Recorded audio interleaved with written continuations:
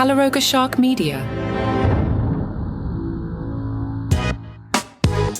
Ho, a little naughty today, all right? If you usually listen with the kids, I won't say naughty words, but the topic's a little naughty. Maybe go listen to something else. Hello, I'm Johnny Mac with your daily comedy news. John Oliver got all involved with this J.D. Vance rumor. This is where we're going to get naughty. You have been warned. I don't know if you heard the rumor. Supposedly, perhaps, possibly, maybe, J.D. Vance made love to a sofa. That's right. And John Oliver said, "I've never seen someone with more couch effort energy."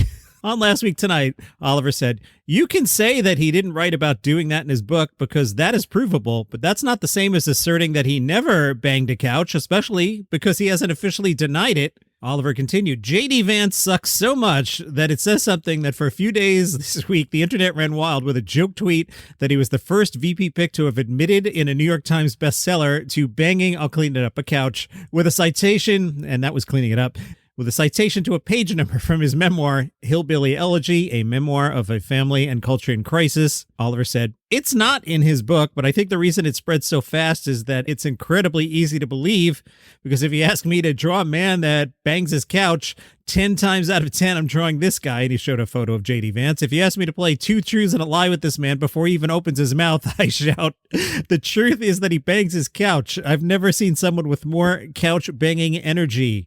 Oliver continued, "He looks like he watched the Tom Cruise Oprah interview and was jealous of Tom's shoes." Oliver also talked about the AP decision to post a fact check with the headline, "No, J.D. Vance did not have sex with a couch." Oliver said that his staff reached out to Vance's campaign last week to ask if Vance has ever had sex with a couch. Oliver says they hung up on us, which is, and this is critical, not a no, is it? Chelsea Handler also mixing it up with J.D. Vance. She put out a video that did quite well in Instagram, Chelsea says. "To put it in women-hating terms you understand, you're being hysterical. Listen up, you wingnut elegy. This country is still controlled by men and systems that were set up by men that are carefully crafted to continue to benefit men. Let's be clear, there's no correlation between childless people and the presidency. For example, our very first president, Mr. George Washington, didn't have children. In fact, he had 2 stepchildren, like someone else I know," a reference to Vice President Kamala Harris. To your point about Kamala not being fit because she's not a mother, I'd like to remind you that no president in the history of the United States has ever been a mother. Maybe if she had 5 kids with 3 different men and a scandalous affair with a porn star and was a convicted felon, that would be more palatable to Republican men. Okay, so I will try and be fair here. I'm going to Google on the fly here words like Biden and Harris. If I find something funny, I will do it. If not, I can't. If you want to send me something, I'll make fun of them tomorrow. I'm just here for the comedy. It's 1:42 p.m. on Monday, July 29th. Biden Google search. Joe Biden, my plan to reform the Supreme Court, not funny. Let's type in Harris. Same thing, just news about the polls. Send me a story, I'll keep it fair. Bad news for Amy Schumer, Life and Beth canceled by Hulu. I'm not sure that ever had any buzz other than Amy Schumer doing a lot of press before both seasons. Life and Beth followed Beth, played by Amy Schumer, who had a cool job, a great apartment, and a boyfriend who's a New York 8 who realizes she's not happy with her life after the death of her mother. Jon Stewart is calling out major news organizations. Jon said on his podcast, The Weekly Show, "It's difficult for us to book pundits or journalists that are on TV. Their organizations will not let them come on our podcast. Let that sink in for a minute.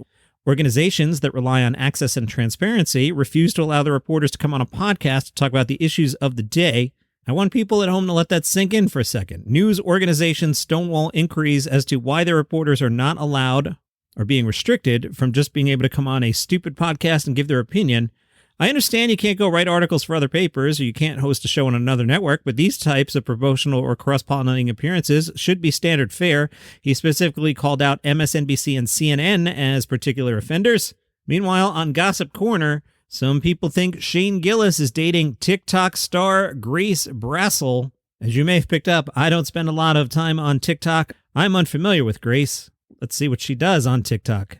FamousBirthdays.com says she's a TikTok star who is best known for her Grace Johanna account, where she posts comedy and POV videos, often about being in a sorority. Brassel on Instagram shared photos of her and Shane Gillis at San Francisco 49er running back Christian McCaffrey's Italian-themed welcome party at Ocean House, a stunning seaside resort located on the bluffs of Watch Hill.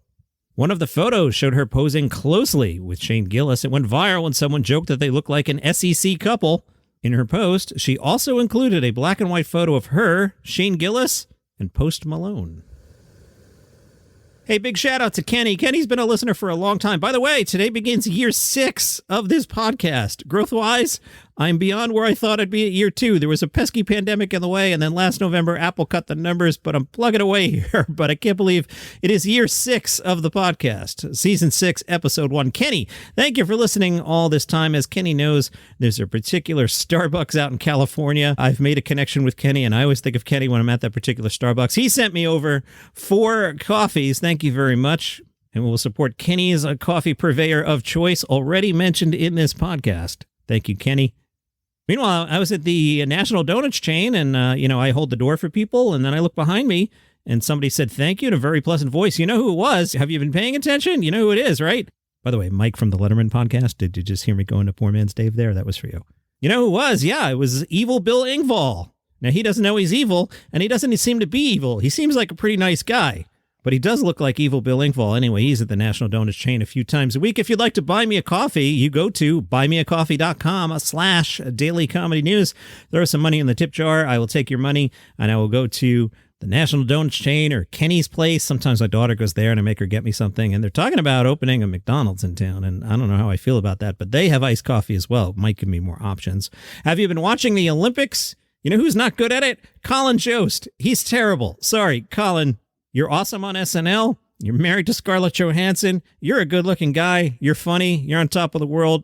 Many things can be true at once. You're not good at the Olympics.